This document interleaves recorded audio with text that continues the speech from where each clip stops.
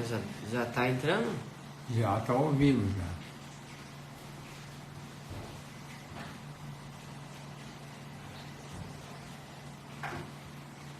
Ah, entrou esse aqui.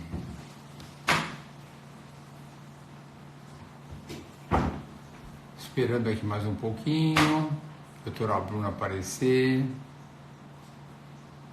Ah, já entrou.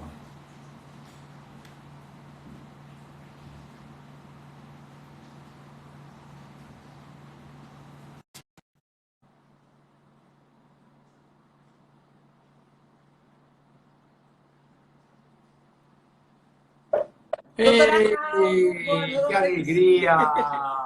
Boa Nossa, noite, que boa noite. quanta Que prazer. emoção! Você não sabe como eu estou feliz. É a Quanto que eu quinta estava live dessa esperando por esse semana. momento. Ah, meu Deus, gente. Nossa! Um Você sabe que prazer. eu estava assistindo a sua live, quando você estava falando sobre o pré-natal, eu achei demais. E mesmo porque também eu achei que tudo que você fala tem tudo muito a ver, porque você comentou com muita clareza a importância do médico no pré-natal, como os médicos de pré-natal têm que ser muito bem, muito valorizados. Afinal de contas, esses bebês serão a próxima geração. A gente deve ter bem cuidados, porque serão responsáveis pelo resto do que vai acontecer no mundo. E a importância do obstetra é fundamental. E a nossa discussão hoje está antecipando a importância de ter os gametas que vão formar esse bebê. Olha a nossa conversa de hoje, é pré-concepção. A sua conversa é sobre os cuidados no pré-natal. Isso mesmo. Então, eu achei demais o que você fala. Eu gosto quando você conta sobre a sua trajetória, porque a nossa trajetória daqueles que estão envolvidos com a profissão é mais ou menos a mesma. Você vai aprendendo a cada dia, vai se envolvendo com as pacientes, você vê a história dela, você fica sensibilizado com a história dela, você quer melhorar. É uma coisa que aí não cessa nunca. Você sempre quer melhorar. Eu estou sempre atento a cada detalhe. Eu faço autopunições para mim. Nossa, como eu fui incompetente, eu poderia ter sido melhor. Eu pego aquele exemplo que eu tive, até um pouco de remorso, poderia ter sido melhor. Não que eu não tenha feito o melhor que eu podia, mas eu podia ter melhorado um pouco Um mais. pouco Eu mais. sempre acho, dá sempre para melhorar. Mas vou falar uma coisa, eu quero falar hoje, tem muitas perguntas que me deixaram aqui, mas eu também quero arrumar um pouquinho também isso aqui, um pouquinho para mim aqui, mas eu também quero deixar você falar à vontade, porque eu tenho muito que aprender, eu estou sempre aprendendo com você. Então, mas eu sei que a gente não pode avançar muito, porque tem outras pessoas que não têm que dormir, mas eu quero aproveitar o máximo possível o que você vai falar. Então, eu já vou começar a falar e deixar você muito à vontade, as pessoas estão entrando, porque você fala de assuntos que eu adoro. Quando você fala de mitocôndria, eu adoro. Quando você fala de melatonina, eu adoro. Quando você fala de um monte de coisa, eu adoro. Não tem esse conhecimento que você tem, porque o foco da minha vida é a medicina reprodutiva. É lógico que eu me envolvo com os tratamentos na medida que é possível, porque eu tenho outras coisas que passam a ser fundamentais. Por que, que o embrião não implantou? Por que, que a estimulação não foi tão competente? E coisas desse tipo. Mas eu estou sempre aprendendo e procurando melhorar. Adoro quando você fala do supranatal, que você põe a acupuntura junto, que você põe a medicina complementar, tudo isso eu adoro, mas hoje a estrela é você, como sempre, e eu quero que você fale o suficiente. Mas eu vou começar já puxando você no assunto, que quando nós falamos de uma preocupação que nós temos, que é muito grande, quando eles falam assim, qual a causa principal de infertilidade? A idade da mulher. Cada dia mais, nós temos mulheres com mais idade que nos procuram porque querem engravidar, por motivos que todos conhecem, a busca de uma carreira profissional, por elas acreditarem, essa é a preocupação, elas acreditam que a ciência é capaz de milagres, que pode acontecer. Não é bem assim. E me preocupa também com aquelas pacientes jovens, com 30 e pouquinhos anos, e já tem até um ovário já envelhecido com o tempo. Então, eu já vou cutucar você, para você falar de um assunto que você adora e eu também, que é sobre a mitocôndria, a fadiga mitocondrial. Como é que eu posso melhorar essa energia celular para poder ou resgatar alguma coisa que foi perdida, ou para melhorar um pouco alguma coisa. Você falou muito bem outro dia sobre o estradiol, a mitocôndria é responsável pelo estradiol, coisa que importa para a gente. Exato. Então, me fala o que você quiser sobre mitocôndria, sobre fadiga mitocondrial, como puder estimular, que eu vou adorar aprender e que todos estejam aqui nos ouvindo também aprendam. Gente, doutora Arnaldo, estou emocionada. Eu tenho um seguidor. Olha que coisa maravilhosa. Pô, que maravilha, que maravilha. Adoro, hein? Adoro. Obrigada, e levo você. obrigada. O que você fala para mim incorpora o meu aprendizado e eu adoro. Obrigada de coração. Eu fico muito feliz pelo convite, doutora Arnaldo, quando me convidou. Eu falei, claro, óbvio, agora, vamos marcar essa live imediatamente. É um prazer poder falar sobre isso. Vou falar sobre mitocôndria, que ele já sabe que eu sou apaixonada por esse assunto, que é... Eu acho que a gente vai ter que voltar à medicina para as bases da fisiologia e da bioquímica. A gente se preocupa com o internato, com a clínica, e eu acho que a gente entra muito precoce para aprender o que é mais importante dentro da medicina, que é entender o funcionamento do corpo humano. E a gente esquece das funções mitocondriais. Eu estava uma vez numa reunião clínica e a gente estava discutindo um caso e eu falei, mas como está a produção dos hormônios esteroides? Ah, tá bem. Aí eu perguntei, aonde produz os hormônios esteroides?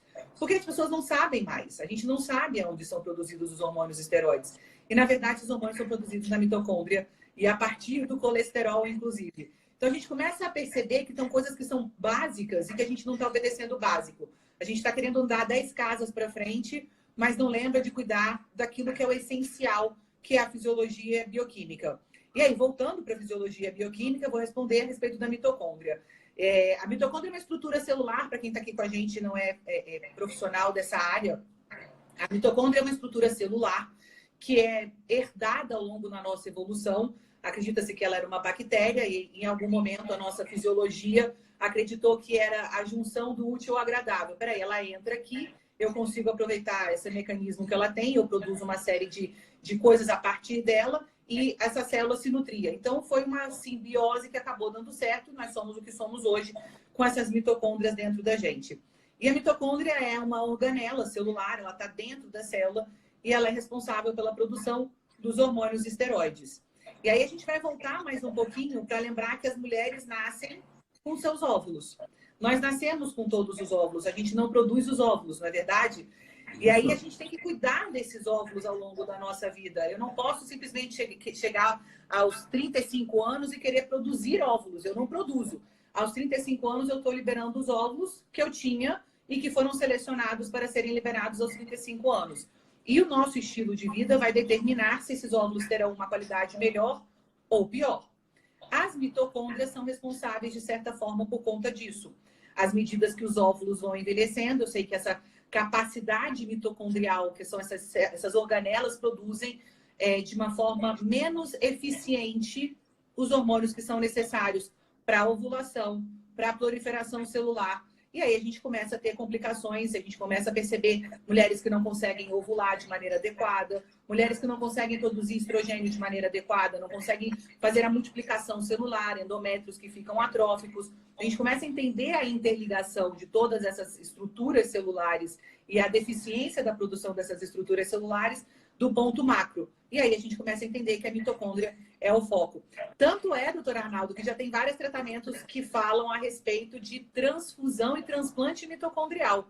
E já tem muita coisa falando sobre transplante mitocondrial para que haja uma melhora da função reprodutiva da mulher. Então, existe uma função muito importante. E a gente tem como alimentar a mitocôndria. Eu sempre falo que a gente tem como não atrapalhar a mitocôndria primeiro. Então, não atrapalhar a mitocôndria já seria uma grande coisa. E que você para, porque hoje em dia se fala realmente como uma forma de rejuvenescer um óvulo, você transplantar mitocôndrias de uma célula mais jovem para o interior.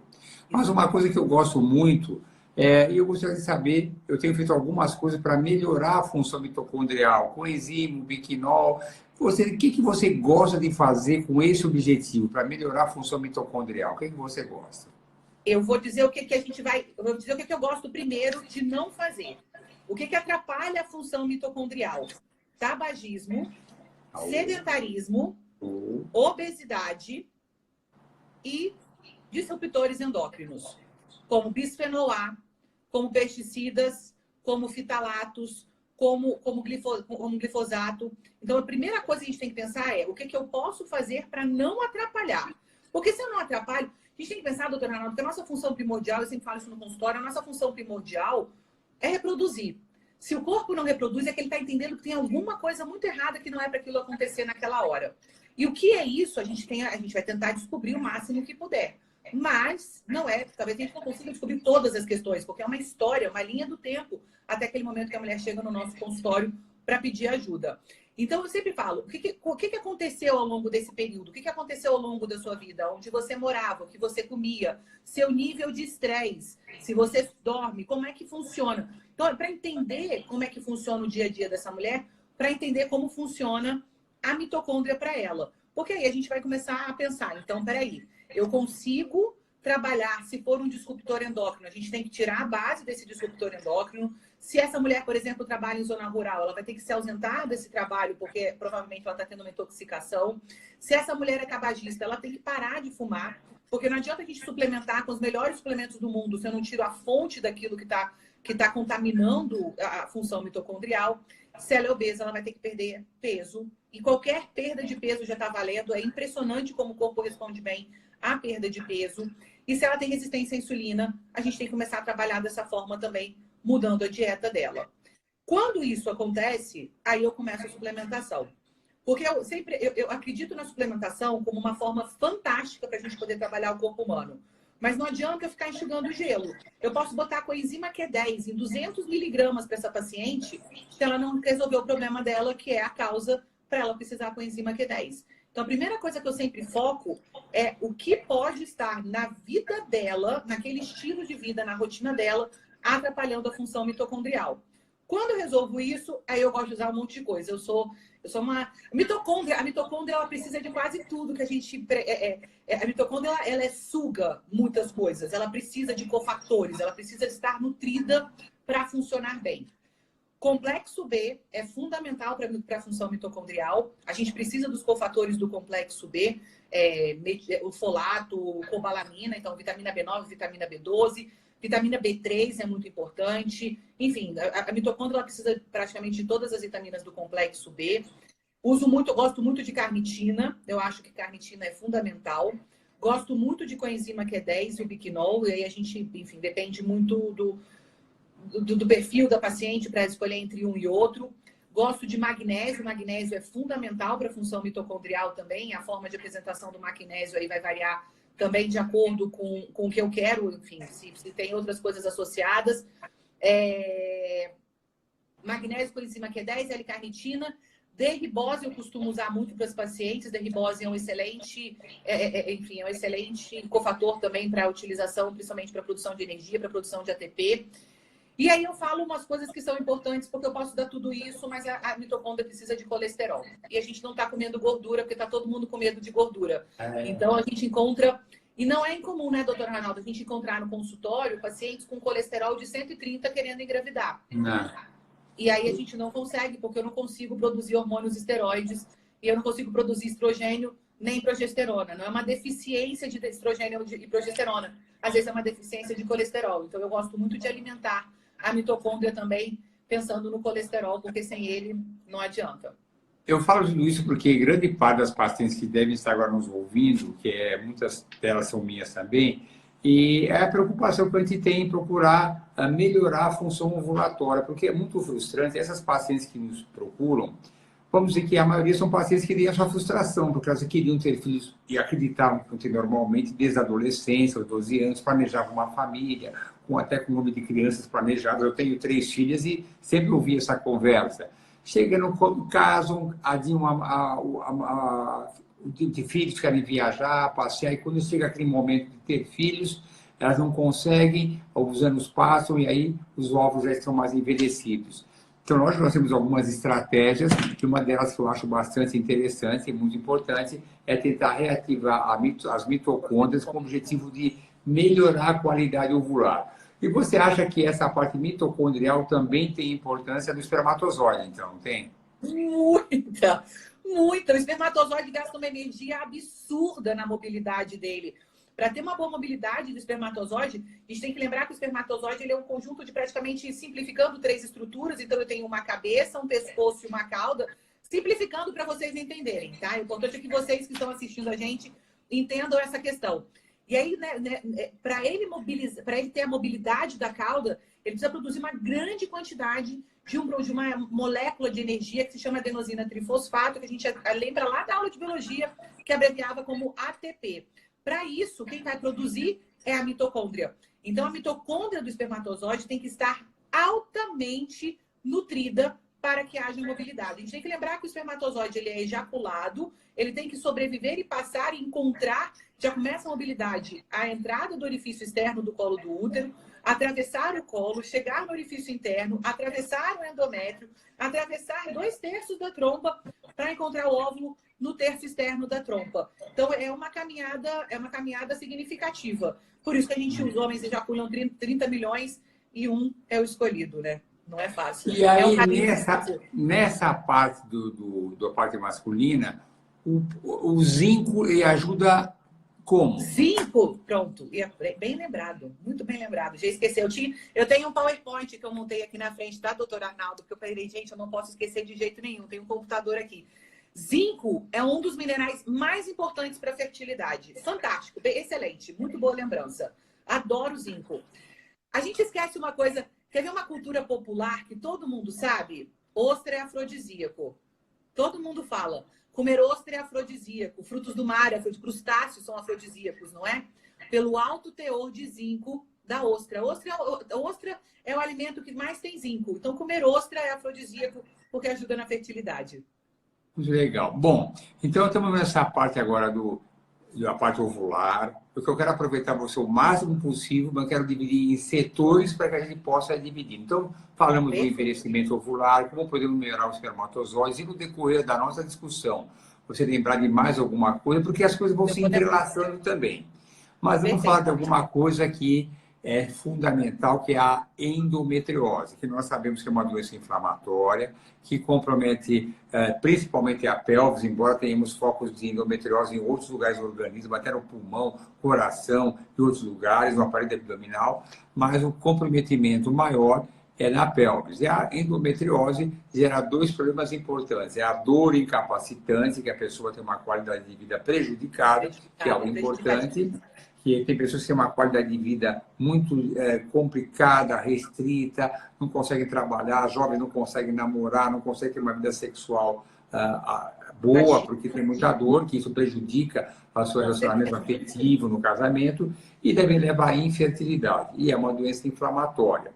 E é lógico que a gente tem que procurar, além das indicações que podem não ter uma indicação cirúrgica, dependendo da situação, em medicina reprodutiva, nós procuramos evitar a cirurgia, embora eu faça cirurgia de endometriose, mas eu deixo para um momento mais final, porque a gente sabe que pode comprometer a reserva ovariana, existem outros fatores. Por outro lado, a própria endometriose às vezes consome a reserva ovariana.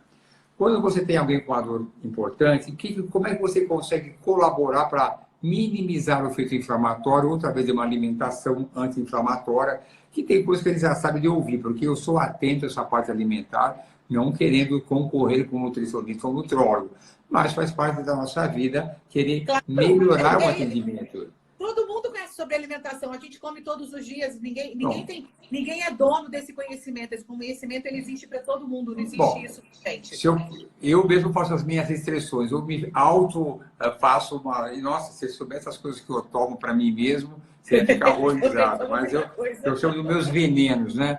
A minha cheia de veneno que eu tomo até escondido, mas adoro umas coisas e estou muito feliz. Mas o que você fala? Quem tem endometriose, o que pode ser feito para a endometriose, além de, já sabemos, exercício físico, evitar a obesidade, isso na verdade é um chavão para a saúde de todos. O que você pode ajudar esses pacientes a minimizar os efeitos inflamatórios do ponto de vista alimentar e medicamentoso? O que você sugere? A abordagem que eu costumo fazer com endometriose, doutora Arnaldo, ela é uma abordagem visando a produção do estradiol. Existem trabalhos que falam a respeito da endometriose. Endometriose é praticamente uma doença de hiperestrogenismo. Então, a gente sabe que a paciente com endometriose, esse endométrio tem um crescimento não anormal, mas ele tem um crescimento não controlado. e ele se comporta de uma maneira diferente. Existem vários estudos que correlacionam, inclusive, com disruptores endócrinos. Existe muito trabalho falando sobre bisfenol A e endometriose. E a endometriose, então, quando você tem a implantação desse endométrio fora da cavidade endometrial, que ela causa esse perfil inflamatório. Minha abordagem sempre com a endometriose é tentar diminuir essa dor. Então, a gente utiliza muito fitoterápicos, que são para anti-inflamatórios naturais. Cúrcuma é excelente, quercetina é excelente. E eu gosto muito do resveratrol para endometriose. Eu, particularmente, gosto bastante de resveratrol para endometriose. E aí eu utilizo uma outra abordagem, porque eu tento avaliar a paciente com endometriose, ela costuma ter sinais de hiperestrogenismo. Então, a paciente com endometriose geralmente tem mastalgia, tem cefaleia, tem dor de cabeça pré-menstrual, tem TPM, são pacientes que têm sinais de hiperestrogenismo. Então, existe um desequilíbrio entre a ação do estrogênio e da progesterona, principalmente na segunda fase do ciclo. E eu trabalho muito visando o detox hepático, a detoxificação hepática desse estrogênio. Então, utilizo muito cálcio D-glucarato, utilizo muito magnésio para isso, utilizo silimarina para isso, eu gosto muito de silimarina. Coenzima Q10 eu gosto bastante. E eu avalio sempre a função intestinal dessas pacientes. Usualmente, as pacientes com endometriose, elas têm constipação. E eu preciso eliminar o estradiol através da evacuação. Então, essas pacientes, elas ficam constipadas, não conseguem eliminar o estradiol e a gente precisa trabalhar com a eliminação do estradiol através da evacuação. Então, são mulheres que a gente tem sempre que observar isso. Existe ainda um conjunto, hoje a gente já também tem esses estudos mostrando uma coisa chamada estroboloma. Então, a gente já sabe que existe uma microbiota responsável pela manutenção e pela detoxificação do estradiol. Essa microbiota está dentro do intestino. Mulheres que têm disbiose intestinal diminuem o detox hepático, diminuem o detox intestinal de estrogênio em decorrência de disbiose. Então, é possível que a gente também tenha que corrigir uma disbiose. Mas aí começam as avaliações individuais. Mas a parte hepática é fundamental para as pacientes com endometriose, porque a gente precisa detoxificar o máximo possível, porque, obviamente, quem vai fazer a produção desses hormônios todos, isso é uma função hepática, as mitocôndrias hepáticas também têm essa função. Voltamos para as mitocôndrias novamente. Então, eu preciso fazer uma parte de detoxificação e uma ativação da função hepática. Gosto bastante de trabalhar com questões hepáticas para endometriose. Mas você vê realmente, a endometriose é uma doença que do grupo de pacientes que nos procuram, que querem engravidar, mas a grande parte delas sofre muito com isso, ou por dor. E são diagnósticos que devem ser feitos logo no início, porque podem estar realmente comprometendo não só a anatomia, como esse processo inflamatório. E na maioria das vezes não é necessária uma intervenção cirúrgica, nós podemos minimizar os efeitos indesejáveis, a sua inflamação, através de tratamentos complementares. Então, acho isso bastante interessante. Eu quero fazer uma pergunta que vou até fugir um pouquinho, que ontem eu vi a sua... Deixa eu só fazer desculpa, doutor Arnaldo. Ácido alfa-lipoico, bem lembrado, Paulinha, obrigada. Excelente. Ácido alfa-lipoico eu gosto muito, viu? Excelente, boa lembrança. Adoro estar sempre atento. Eu quero fazer uma perguntinha sobre a sua live, sobre ácido fólico e metilfolato. Eu perdi um pouquinho. É que eu perdi um detalhe. Vai aparecer nessa live. Qual que é a dose? Vou até fugir um pouquinho, mas isso me deixou meio assim angustiado. Qual que é a dose de metilfolato que você indica para quem quer conceber? Eu começo com 400 microgramas. Todas as minhas pacientes começam com 400 microgramas e eu vou testando o metabolismo delas. E é literalmente testando, doutor Arnaldo. Quando eu comecei a estudar mais essa parte de variantes genéticas, que a gente chamava de polimorfismos antes, eu dosava metileno tetrahidrofolato redutase para todo mundo, eu dosava 1298, eu fazia avaliação de 677, eu fazia avaliação de todas essas questões. E a minha avaliação, eu faço avaliação das minhas clientes do consultório, que são as pessoas que eu cuido, que eu trato. E eu percebia que era extremamente comum. Então, eu tinha muito poucas pacientes que não eram, no mínimo, heterozigotas para metileno tetrahidrofolato redutase. A gente sabe porque os estudos epidemiológicos mostram que, no mínimo, 40% da população é heterozigota. Tem alguma variante genética para metileno tetrahidrofolato redutase, que é a tal da MTHFR que todo mundo fala. Diante disso, eu falei, então, peraí, então tem alguma coisa errada. Isso tem mais ou menos uns 10 anos. porque a gente está usando ácido fólico para todo mundo e não é possível, porque se a gente tem usar ácido fólico não pode para metileno tetridofolato, porque você sobrecarrega as vias enzimáticas. Então, vamos começar com metilfolato. Nessa época foi quando eu fiz a minha pós de nutrologia, que eu fiz que eu fui entregar minha monografia, que eu falei isso na live, inclusive. Eu fui fazer uma pesquisa sobre ácido fólico dentro da literatura e vários trabalhos falando sobre ácido fólico e a forma... Ácido fólico está envolvido, o excesso de ácido fólico está envolvido com uma série de doenças crônico-degenerativas. Tem trabalho mostrando relação com função hepática, com câncer, com hipertensão, com obesidade, enfim, tem muita coisa. Porque, se a gente for analisar bem, de novo, a gente vai voltar lá para o comecinho da live, quem é que faz esse ciclo de um carbono? Qual é a organela? A mitocôndria.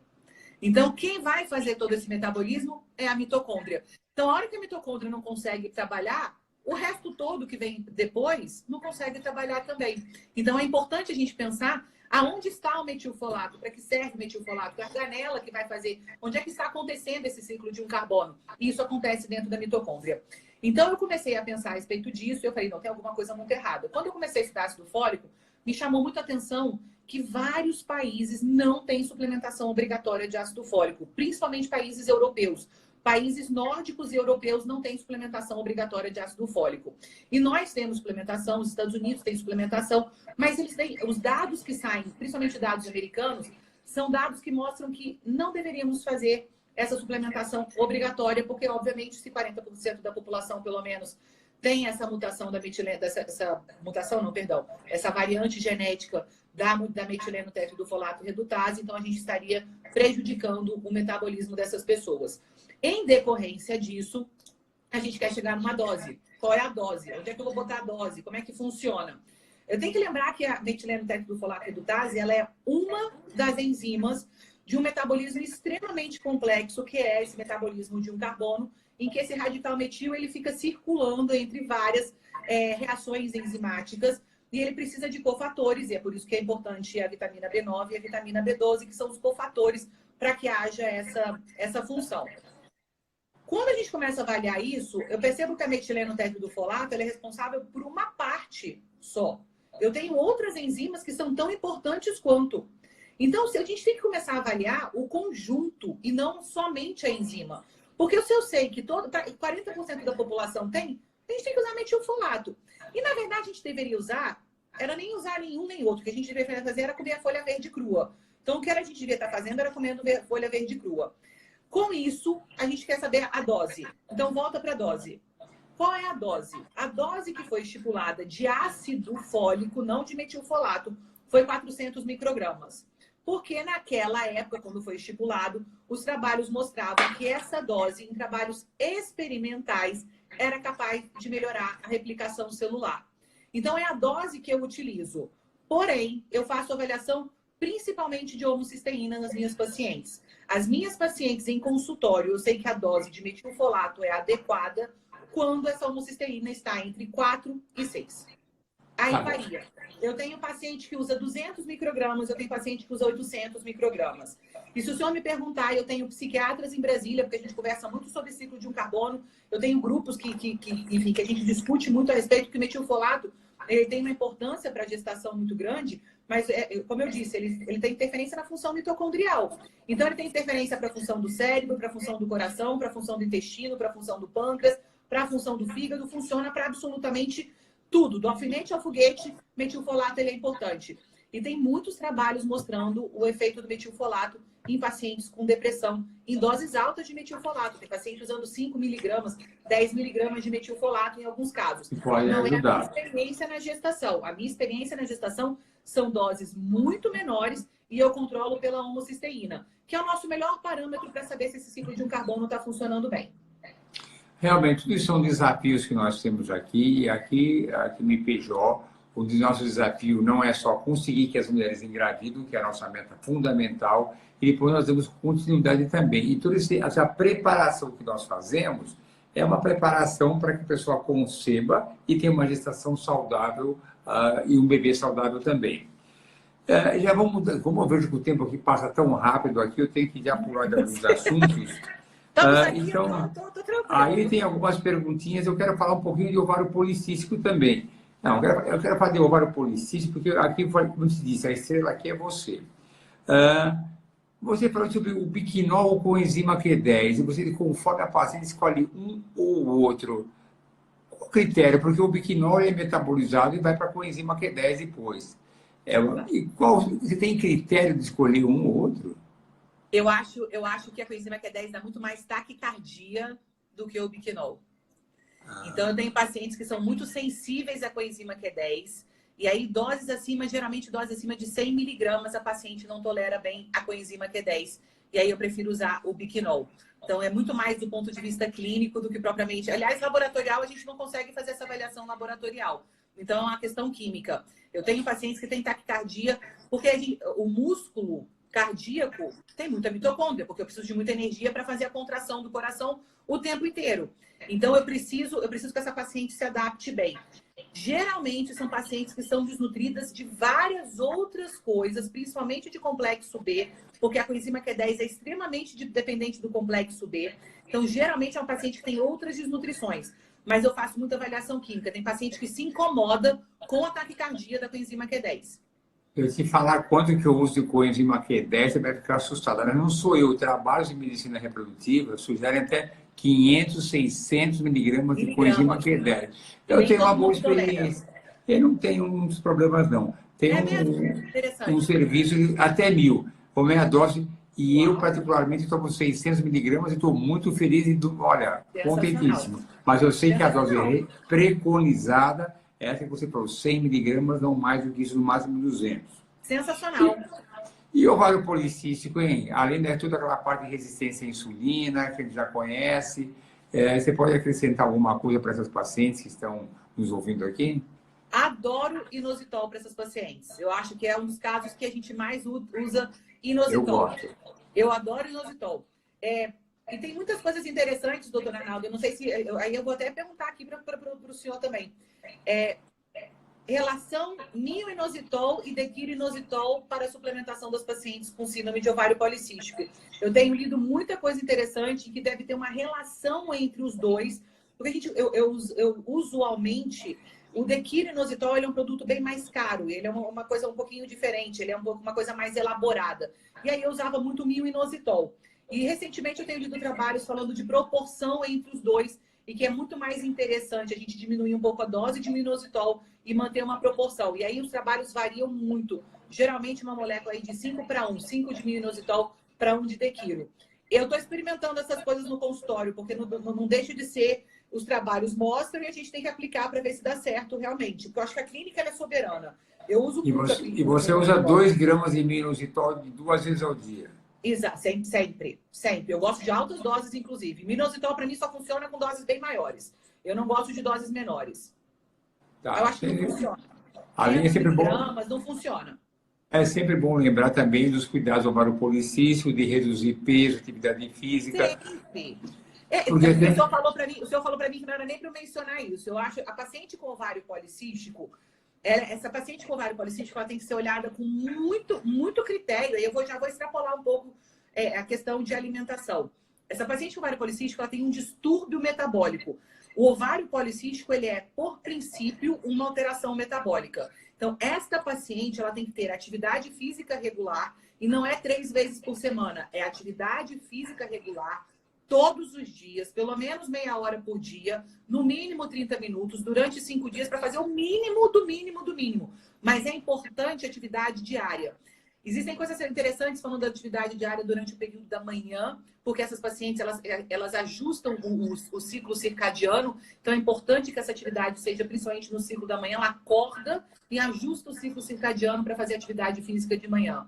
Essas pacientes, elas têm que ter um excelente ajuste do sono, porque a melatonina ela é um anti-inflamatório, ela é um antioxidante, e essas pacientes têm uma altíssima oxidação dentro do ambiente, do tecido ovariano, em decorrência dessas alterações metabólicas. Então, você tem alterações metabólicas com alta produção de radicais livres. Essas pacientes precisam combater os radicais livres, e um dos principais agentes para isso seria a melatonina. Então, essas pacientes têm que ter um controle de ciclo circadiano. Quantos miligramas de melatonina você usa de manhã? Quanto você recomenda? Eu uso muito pouco. Eu não uso melatonina durante o dia. As minhas pacientes não usam melatonina durante o dia. As minhas pacientes só usam melatonina no período noturno. Tá. Você dá com Tá? 3 miligramas? Eu uso doses menores, doutor Arnaldo. Eu uso doses aí que vão de 500 microgramas a 1 miligrama. Eu não costumo usar doses muito maiores do que essas, não. Já é suficiente para ter esse efeito antioxidante, então. Sensacional. Um dos maiores pesquisadores de melatonina é um brasileiro que está na USP, Dr. Cipolla Neto, que é um homem que eu amo loucamente, é um senhor maravilhoso e fala muito a respeito de dose de melatonina, função da melatonina, e é um apaixonado sobre melatonina e gestação. Função relacionada à implantação, desenvolvimento, implantação de trofoblasto, implantação da melatonina relacionada ao crescimento do neném, como a mãe e o neném interagem para receptores de melatonina. Sou apaixonada por ele. E aí nesse caso, é um grande 500 microgramas por dia, 500 microgramas à noite, então. Eu uso 500 microgramas, de 500 microgramas a 1 miligrama à noite. Tá bom. Aliás, eu quero algumas perguntas passam perguntando aqui no nosso visor sobre medicina reprodutiva. Eu estou tentando coordenar tudo isso. Não, mas eu vou dizer uma coisa. Quem estiver perguntando, eu vou deixar claro uma informação, que eu vou responder referente à medicina reprodutiva pelo e-mail saúde@ipgo.com.br. Então, quem quiser perguntar, porque o momento é da doutora Bruna, então é o momento dela. Então, eu estou deixando ela falar à vontade, porque o aprendizado é muito intenso, já são 21h35, ele nem pode esticar muito esse horário, porque não está programado. Então, eu estou deixando as perguntas virem e vou responder depois individualmente pelo e-mail saúde@ipgo.com.br. Mas eu quero que você solte o verbo, porque eu adoro quando você fala. E depois também eu vou me dar a liberdade de fazer perguntas diretamente para você via o seu WhatsApp. Que o aprendizado continua. Deixa eu ver se tem mais algumas coisas assim que perguntam aqui. Vitamina D injetável. Você tem alguma vantagem para isso ou via oral? Não, não tem vantagem. Tá bom. A minha experiência é que a vitamina D oral ela funciona tão bem quanto a injetável. No entanto, vou dizer para vocês o que eu acho. Eu acho que a gente tem que fazer as coisas de maneira prática dentro do nosso corpo. O nosso corpo não, na minha cabeça, não me pergunte isso, porque não tem trabalho falando sobre isso. Aliás, os trabalhos não falam em efeito celular. Olha que interessante. Os trabalhos sempre falam o seguinte: se você faz vitamina D uma vez ao dia, se você faz uma vez por semana, ou se você faz injetável, os níveis séricos de vitamina D sobem do mesmo jeito. Mas eu não estou preocupada com o nível sérico, eu estou preocupada com a ação celular. A vitamina D ela não é uma vitamina de armazenamento, ela é uma vitamina que a gente tem que se expor ao sol, ela é metabolizada e a gente tem que trabalhar isso todos os dias com o ciclo circadiano. Eu acho que é uma questão muito lógica pensar de onde vem a vitamina D? Da minha exposição solar diária. Então eu preciso do contato dos raios ultravioleta na minha pele para, a partir do colesterol, a gente produzir vitamina D. Tá vendo? Colesterol de novo. Então, eu acredito na vitamina D diária do ponto de vista celular. Não tem trabalho sobre isso, isso é uma questão minha, isso é uma questão fisiológica da minha cabeça. E tem um grande médico, inclusive, que no Brasil também, o doutor Cícero, que fala a respeito disso. Eu lembro uma vez que ele falou no congresso, ele falou assim, só reponha a vitamina D, pelo amor de Deus, e controlem essa pandemia que a gente tem de pessoas com deficiência de vitamina D. E eu concordo de certa forma. Então, se para você é um problema tomar vitamina D todos os dias, vai tomar toda semana, vai tomar injetável. Eu priorizo a injetável? Não. Mas pode ser que seja o que você, eu sou médico e a pessoa que esteja cuidando de você priorizem. Eu não sou contra. Eu só na minha cabeça não funciona. Eu gosto de vitamina D todos os dias, principalmente durante a gestação. Tá ótimo. E só para finalizar, para não esticar, e a coenzima Q10 injetável? Você tem experiência com isso? Eu gosto, vou dizer, eu gosto. Lá vou eu falar um negócio aqui que vai. Eu gosto de um soro mitocondrial, apesar de todo mundo, as pessoas falarem, isso não funciona, isso não tem nada, isso. Eu escuto às vezes as pessoas falando isso, mas eu duvido que uma pessoa que use uma coenzima Q10, um complexo B, num soro, não se sinta melhor durante a semana, pelo menos. Eu gosto da coenzima Q10 injetável, eu gosto bastante. Eu acho que as terapias venosas, elas ajudam em muita coisa, até para simplificar a vida das pessoas. Então, é possível fazer. Eu preciso que seja feita? Não. Essa é a questão. Então, então eu não vou usar coenzima Q10 porque eu não tenho terapia venosa, eu não vou fazer terapia venosa, então eu não vou fazer coenzima Q10. De jeito nenhum. Por favor, use coenzima Q10 da forma com que você achar melhor. Apenas use. Eu acho que a gente começa a complicar um pouco as coisas, porque os resultados de trabalhos científicos com as doses não falam em avaliação de via. Eu desconheço qualquer trabalho, até estou aqui, se alguém tiver algum, dizendo para mim que tem uma comparação de coenzima Q10 injetável, comparando com coenzima Q10 via oral, em resultados, por exemplo, com pacientes que têm a endometriose, pacientes que querem melhorar a síndrome de ovário policístico. Porque a gente usa a coenzima Q10 para fertilidade praticamente para tudo, porque melhora a função mitocondrial. Então, eu acho que essa comparação, apenas use o que for mais fácil. Agora, a coenzima Q10, doutora Arnaldo, como todos os suplementos, eu quero fazer um parênteses aqui para vocês. Olha a qualidade do que você está usando. Porque suplementação é um mercado enorme, bilionário, e tem muito produto ruim no mercado. A gente deve tomar muito cuidado. Porque eu tenho pacientes que às vezes chegam no consultório e mostram para mim e falam assim, eu estou usando esse ômega 3, eu estou usando essa coenzima Q10. Eu vou dizer, olha, isso e farinha é a mesma coisa, porque esse laboratório não tem referência, não tem nada, não tem trabalho, não tem nada, não tem absolutamente nada. Então, só cuidado com suplementação, porque não é porque diz coenzima Q10 que, de fato, tem coenzima Q10, porque a suplementação tem uma regulamentação diferente do que medicamentos pela Anvisa. Nós vamos encerrar aqui. Eu vi que alguém perguntou que não prestou atenção no que podia tomar como anti-inflamatório na endometriose. Eu quero deixar bem claro que esse estará gravado no YouTube, vamos encerrar, porque já está tarde, e vai estar gravado, vocês poderão ver quantas vezes vocês desejarem. Então, eu vou encerrar. Bruna, adorei, obrigado pela oportunidade. Se vocês precisarem, eu estou à disposição. Tá bom. E eu vou sempre te encher com perguntas diretas, pedindo seus conceitos, porque essa parte complementar me ajuda muito bem. O meu domínio é sobre a medicina reprodutiva, mas essa medicina complementar eu preciso demais da sua ajuda e as minhas pacientes também. Tá bom? Um beijo para vocês, um beijo para vocês que estiverem aqui e até mais, tá bom? Grande. Obrigada pelo convite, obrigada pela companhia de vocês. Um beijo, boa noite. Um beijo, tchau, tchau. Agora vou encerrar.